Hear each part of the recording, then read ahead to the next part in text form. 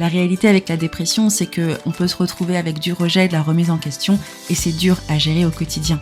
Dans l'épisode du jour, je te présente justement comment tu peux avoir les meilleures réactions possibles pour réussir à faire en sorte que les difficultés qui sont liées aux conséquences de la dépression puissent ne pas être trop importantes dans ton couple. Hey, bonjour à tous et bienvenue. Vous écoutez Raconte-moi ta dépression, c'est le podcast dont vous avez besoin pour gérer au mieux la vôtre et celle de votre proche.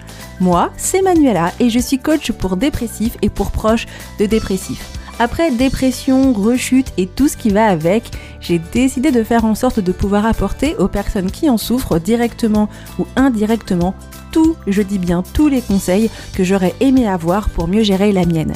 D'ailleurs, n'écoute surtout pas la voix de la dépression et ne pense même pas un seul instant que tu ne puisses pas t'en sortir. Vois cet épisode comme une conversation chaleureuse avec une amie qui n'a qu'une seule envie, t'aider face à ta dépression. Tu es perdu, tu ne sais plus comment faire, la dépression de ton proche commence à te dépasser, et bien toi aussi, tu es au bon endroit. Je te proposerai, cher proche, des conseils concrets pour l'entourage des dépressifs afin d'être une aide réelle et non une aide destructrice. Chaque mercredi pour les proches des dépressifs et chaque vendredi pour les dépressifs, ici, je te partage tous les conseils dont tu as besoin pour retrouver joie, motivation et savoir-faire. Alors, tu t'installes confortablement, tu prends une petite boisson chaude et un plaid, ou alors tu augmentes le son dans ta voiture et c'est parti.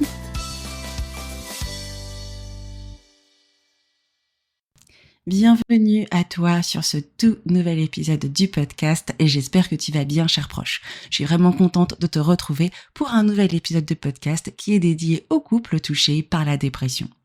Le thème de l'épisode de podcast, il est assez particulier parce que c'est vrai qu'on a beaucoup parlé, en tout cas ici, de rejet, de remise en question, etc. Mais je trouve qu'il y a quelque chose dont je n'ai pas assez parlé et je trouve qu'il était vraiment intéressant que je l'aborde dans l'épisode de podcast du jour. C'est comment gérer toutes ces difficultés au quotidien.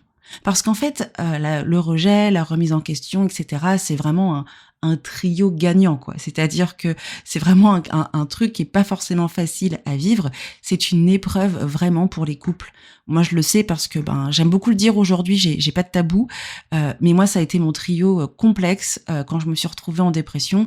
J'avais les trois, c'est-à-dire entre la dépression qui me faisait beaucoup de mal, je rejetais mon conjoint, je supportais même pas d'être touchée, de passer du temps avec lui quelquefois, et puis je remettais tout le temps en question mon couple. Et en fait, ce qui est pas évident, c'est que moi, en tant que personne qui était en dépression, j'étais dans ma bulle, mais forcément, ça avait un impact sur mon partenaire, sur mon conjoint. Lui devait vivre au quotidien avec mes réactions, mes rejets, ma manière de gérer la situation. Et c'était pas forcément très facile pour lui. Par contre, ce qui, moi, m'a permis vraiment de gérer au mieux la situation en tant que personne en dépression, ça a été la réaction de mon mari. Parce que grâce à son attitude qui était assez positive, notre couple a réussi à surmonter cette difficulté. Alors moi j'aime bien dire assez positive parce que ça veut pas dire que mon mari il en avait pas marre de cette situation, qu'il n'était pas excédé, que ça le saoulait pas, que c'était pas complexe pour lui, au contraire. En fait moi je pense qu'il est indéniable que si on réagit de la manière la plus appropriée par rapport à notre conjoint, il est bien plus facile de régler le problème d'une manière constructive et de gérer un petit peu au mieux, moi je trouve, une certaine meilleure préservation du couple. Parce que ton rôle à toi qui m'écoutes, cher conjoint, ça va être d'apporter une notion d'ancre. C'est toi l'ancre stable où ton partenaire va venir s'accrocher dans les flots ballottés de la dépression.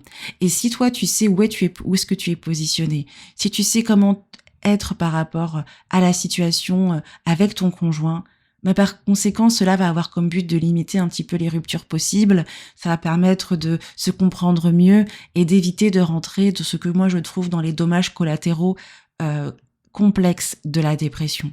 C'est pour ça qu'aujourd'hui, pour moi, il est important que tu puisses avoir la meilleure réaction possible pour préserver ton couple.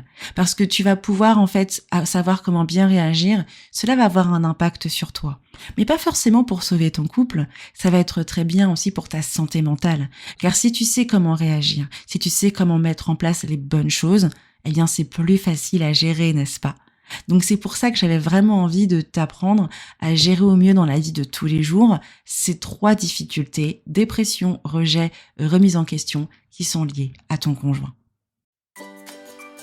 Je fais une petite pause sur cet épisode de podcast car je t'invite à une masterclass gratuite en ligne que je vais animer le lundi 5 juin à 20h.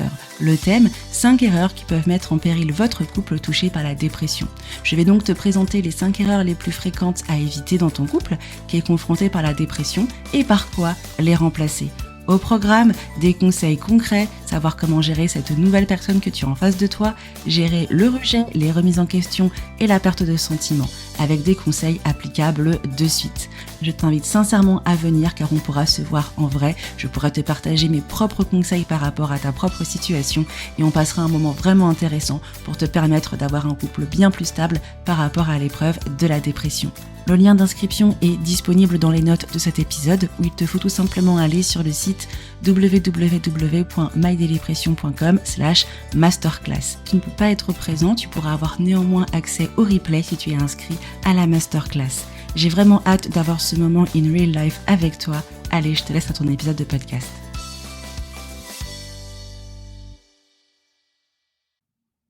On va donc commencer avec le tout premier point, de la dépression au rejet, en passant par la remise en question, bref, comment ça se fait qu'il y a tout ça ?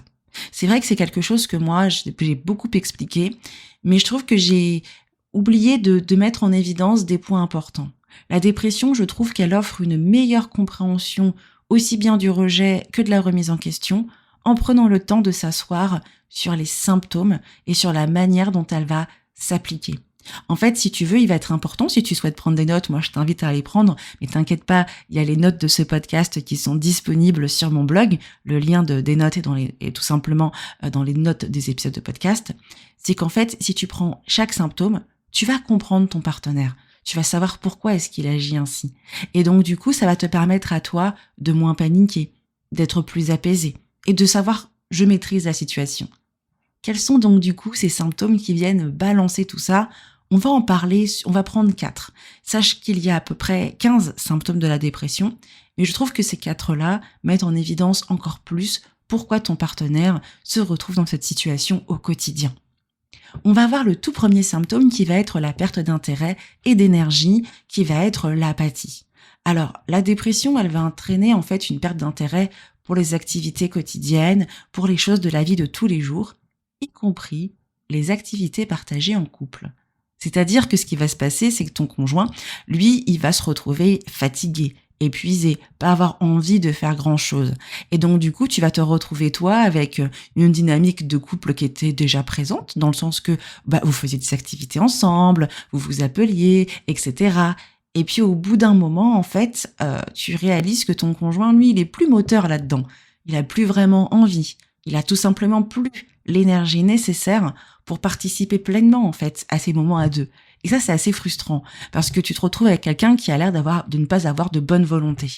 Alors qu'en fait, c'est pas parce que ton conjoint se désintéresse de toi, au contraire, c'est parce que ton conjoint n'a plus d'intérêt et d'énergie pour tout. Et des fois, tu vas me dire, ah non, mais Manuela, mon conjoint, il a de l'énergie pour ses potes, pour sa famille, pour les collègues de travail, parce que là, il faut faire un effort.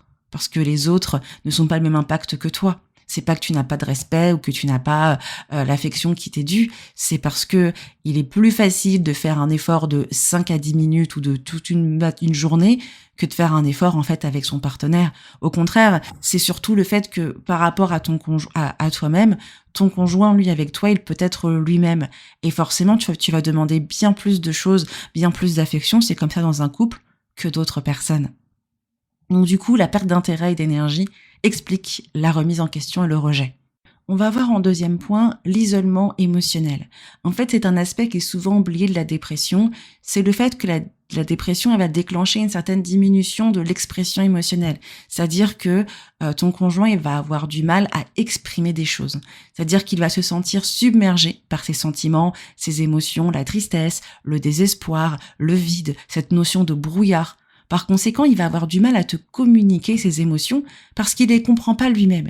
Et donc, du coup, toi, quand tu vas poser des questions et que ton partenaire va dire « j'en sais rien, je sais pas, attends, là, c'est compliqué pour moi de réfléchir », toi, tu vas avoir l'impression que c'est du rejet, alors qu'en fait, c'est parce que ton conjoint n'est pas en capacité de t'exprimer ce qu'il ressent dans son esprit.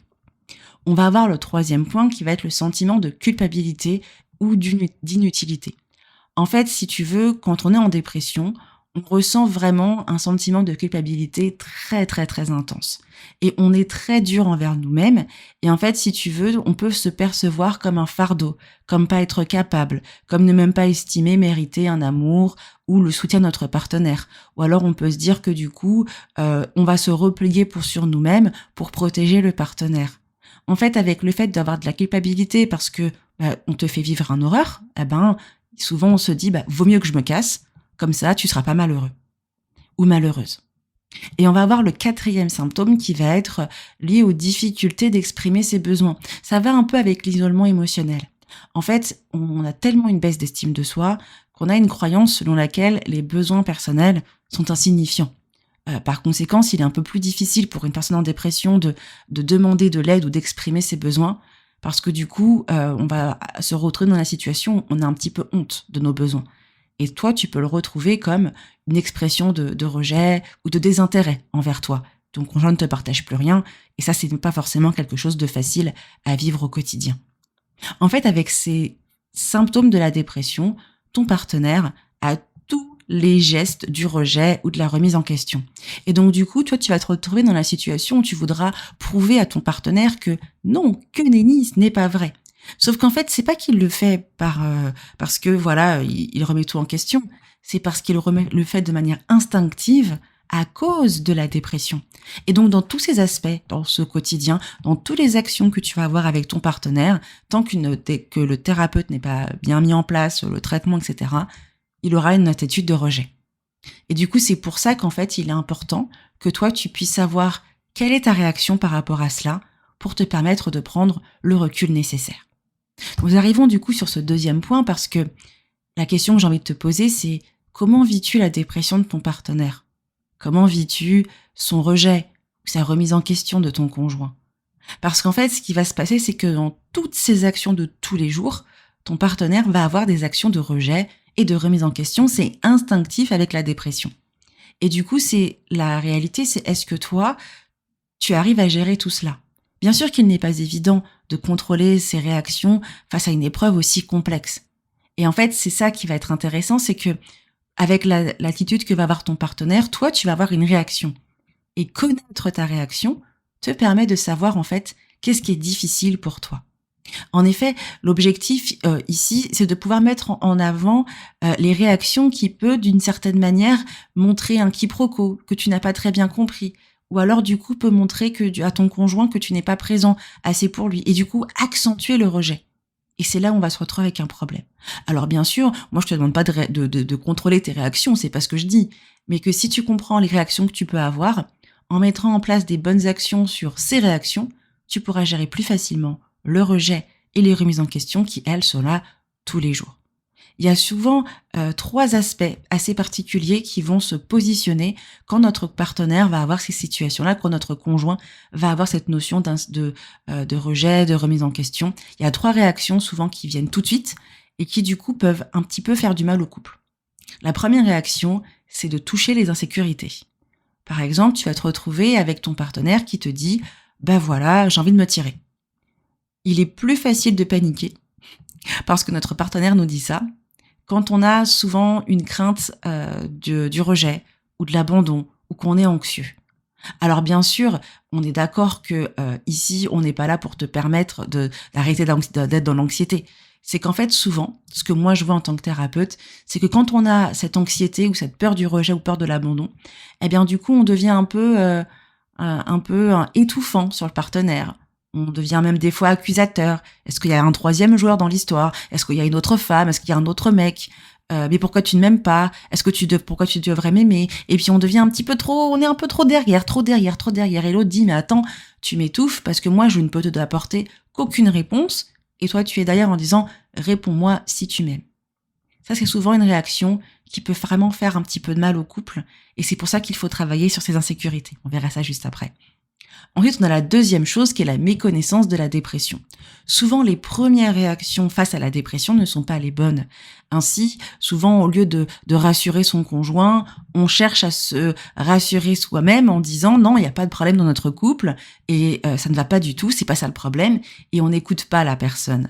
Et c'est à ce moment-là que le fossé se creuse et que quand on a compris qu'en fait c'était la dépression, des fois, on se dit, punaise, c'est un peu trop tard. Alors non, ce n'est pas trop tard, mais c'est intéressant de pouvoir prendre en compte que la méconnaissance de la dépression peut avoir une réaction qui peut faire du mal. Ensuite, on a la troisième chose qui est la réalité de votre couple. Souvent, moi, ce que je vois dans mes patients, c'est qu'ils me disent « Non mais Manuela, on n'a pas de problème de couple. » Et puis quand je pose la question « Mais est-ce qu'il y a déjà eu des reproches ?» Non, mais peut-être sur un truc, mais moi, je ne trouve pas que ce soit quelque chose qui est important.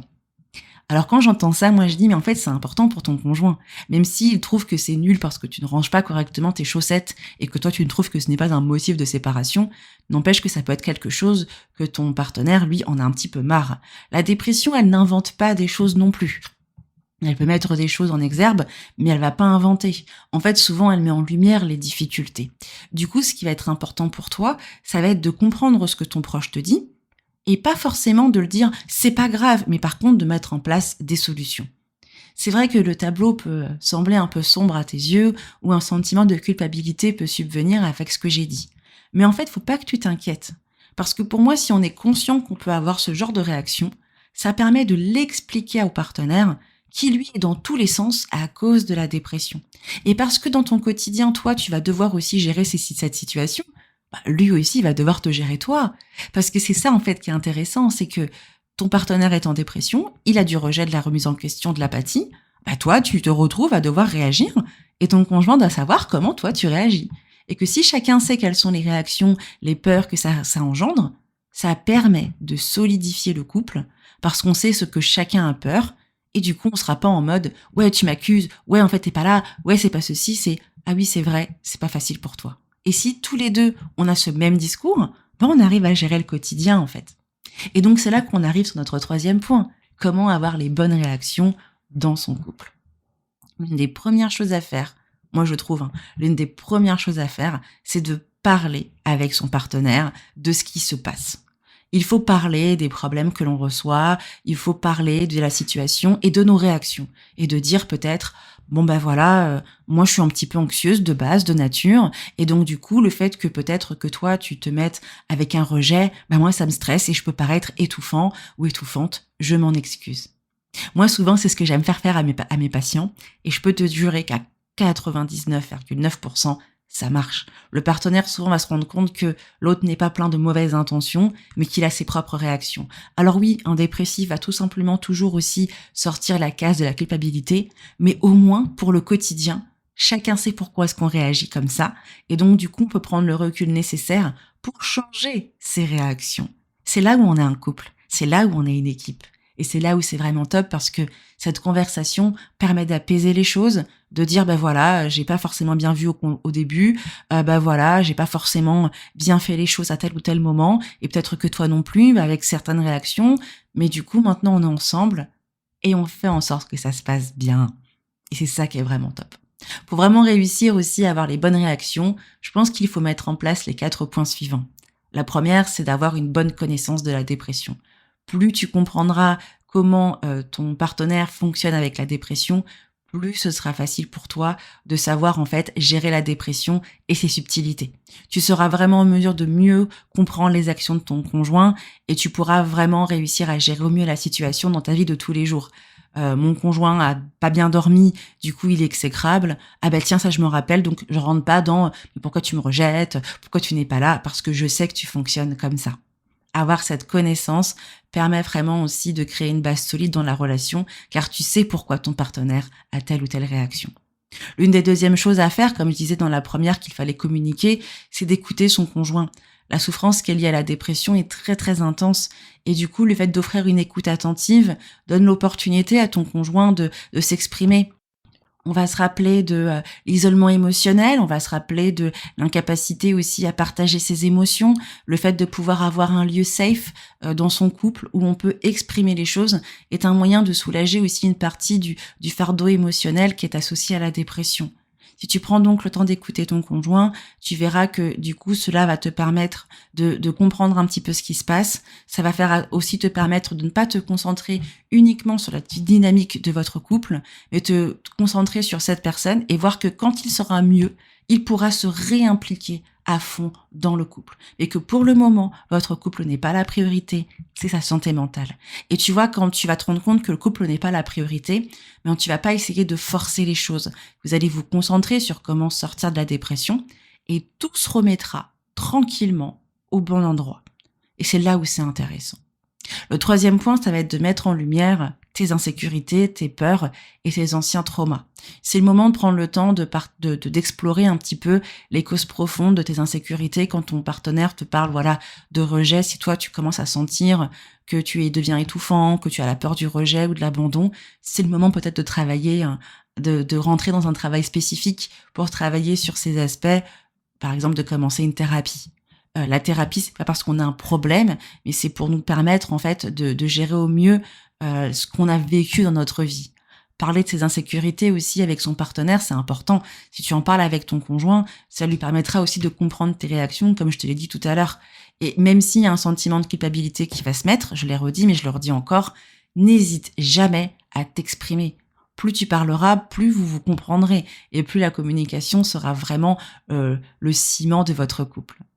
Franchement, ce qui est intéressant, c'est vraiment de voir que si chacun exprime les choses et qu'on se parle et qu'on se comprend, ben ça permet de dépasser tout ça. Et c'est ça le quotidien. Une des choses que moi je dis à mes patients et que j'ai peut-être déjà dit dans le podcast, mais que je le redis encore, on ne parle pas de séparation, de comment on se sépare, etc., tant que la dépression n'est pas correctement traitée. Si le partenaire n'est pas conscient que la dépression est le problème, peut-être que c'est pas la dépression qui est le problème, bon, ça c'est un autre débat, c'est important de lui mettre en évidence que moi j'ai l'impression qu'il se passe telle ou telle chose, est-ce qu'il y a tel souci, tel machin, tant que ça c'est pas traité, tu n'es pas bien, tu es triste, tu es négatif depuis un petit moment, et ça n'a rien à voir avec notre couple, tant que ça n'est pas réglé, je pense que notre couple on peut le mettre de côté et se focaliser sur toi, ta santé mentale ou la mienne. C'est important de ne pas parler de dépression, de remise en question tous les 5 minutes et que si le partenaire commence à dire moi je sais pas si je t'aime, écoute, on a décidé qu'on en parlerait quand tu auras traité une partie de ta dépression. Pour le moment, c'est pas le cas. Alors bien sûr, c'est une situation qui n'est pas forcément facile à mettre en place, mais il faut éviter de rentrer dans un débat quand la personne du coup n'est pas forcément bien émotionnellement. Après, il y a plein d'autres actions qui sont importantes à faire. Passer du temps ensemble régulièrement, réapprendre à avoir des gestes d'affection, à avoir de l'espace pour chacun, peut-être faire une thérapie de couple, se donner du temps aussi face à l'épreuve. Toutes ces choses-là permettront sincèrement de réussir à trouver l'équilibre, à avoir les bonnes réactions pour garder son couple. Mon dernier conseil sera dans le cas où ton partenaire exprimait malgré tout le souhait de se séparer et que finalement la séparation se met un petit peu en place. Eh bien, je comprends la souffrance que tu ressens face à l'épreuve que tu traverses. Je pense que dans cette situation, il est important que tu penses à toi-même et à ce qui pourra t'aider à surmonter cette épreuve. En fait, même si tu n'as pas réagi de la manière que tu aurais pu souhaiter, il est important de te rappeler que la dépression reste une maladie qui est très mal acceptée aujourd'hui. Et souvent, un truc que je dis pas assez, c'est que dans un couple, c'est toujours 50-50. Chacun a sa part de responsabilité dans le couple. Alors ne pense pas que c'est toi qui as tout gâché parce que tu n'as pas eu les bonnes réactions. Ton partenaire en dépression, lui aussi, est responsable. C'est pas parce qu'on est en dépression qu'on ne peut pas être responsable pénalement de ce qui se passe. Donc du coup, ce n'est pas vraiment ta faute si tout s'est mis comme ça. Vous avez tous les deux votre part que vous avez joué. Mais le plus important, c'est que tu prennes soin de toi, que tu demandes l'aide nécessaire pour surmonter cette séparation. Je sais qu'il y a beaucoup des personnes qui m'écoutent qui sont peut-être en cours de séparation ou que ça s'est passé et que du coup, vous essayez de trouver des solutions. Souvent, on pense que la dépression est le problème alors que peut-être pas vraiment. Et c'est pour ça que l'objectif ici, c'est de mettre en place les bonnes actions possibles, mais ça ne veut pas dire que ça va éviter à 100% les séparations. Je comprends très bien que ce soit difficile pour toi, et je voulais quand même avoir un message, si jamais tu es touché par la séparation, que je comprends très bien ce que tu ressens, mais que le principal aujourd'hui, c'est de prendre soin de toi. On a vu beaucoup de choses aujourd'hui, n'est-ce pas? En effet, c'est vrai que gérer au quotidien le rejet, les remises en question, ce n'est pas facile. Mais pour réussir à gérer ça, je pense qu'il est important de ne pas craindre les conséquences en fait du rejet, de la remise en question. C'est vrai que ça pourrait faire peur, mais en fait d'une certaine manière, il faut pas être surpris si elles arrivent. L'objectif, c'est de s'accorder plutôt le temps nécessaire pour comprendre pourquoi le rejet et la remise en question sont présents, qu'est-ce qui ne va pas chez notre partenaire, qu'est-ce qui est difficile. Ensuite, de comprendre pourquoi est-ce que c'est compliqué pour nous-mêmes. Est-ce que c'est parce qu'on a nos propres failles, nos propres difficultés personnelles que la dépression met en exergue? Et du coup, ce qu'on peut faire, c'est apprendre plutôt à gérer au mieux notre vie quotidienne. Pour cela, on apprend sur la dépression, on parle avec le conjoint, on l'écoute, on écoute ses besoins, on prend soin de soi et on aborde en fait les sujets d'avenir une fois que la dépression sera traitée. Le fait d'avoir cette réaction, ça permet sincèrement de prendre soin de soi et de sa santé mentale et aussi de la santé mentale de notre partenaire. En tout cas, merci à toi d'avoir écouté l'épisode de podcast jusqu'au bout. J'espère qu'il a pu t'aider et qu'il t'aidera à mettre en place les bonnes actions pour gérer la dépression, les rejets et la remise en question dans ton quotidien. Merci d'avoir écouté l'épisode de podcast jusqu'au bout et moi je te dis à la semaine prochaine, chers proches, pour un nouvel épisode. Ciao!